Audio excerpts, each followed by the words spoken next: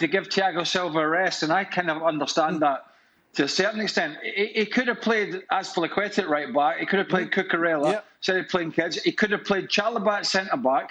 So at least he had some experience in there. The switch of play, particularly in the first half, the switch of play was the ball that was going to kill them all day. Because as you said, you had Jorginho just sitting in there, but you had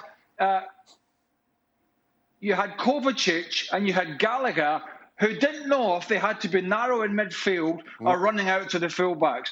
I mean, it was quite scary. And when Koulibaly was he actually hit a couple of decent balls, long balls, but there was more luck than judgment because the ball was rolled back to him and he basically just smacked it forward. And, look, at the end of the day, I don't understand how you go to Manchester City and you think, I know you've got Fulham coming up and I know you need results and I get all that, but the FA Cup's quite important as well. And it's a big game and you go up there and you basically hang a couple of youngsters out to dry. I didn't understand that. Frank, what do you think of it all? Because on one hand, obviously, it's not going well for Potter. The guys are just highlighting all the problems he had. But then in the last game against Man City, we saw that when they're already struggling with the absences, Sterling and Pulisic go down. Can you make a defence for Potter? Sorry, Stuart, I'll put that to you. Frank's just disappeared.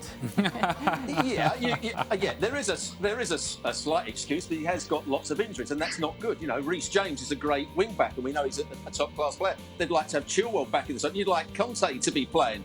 But you've got to make the most of what you've got. It's difficult times for him. And that's why today I felt as though he had to get a result and put in a good performance and play the strongest team he possibly could.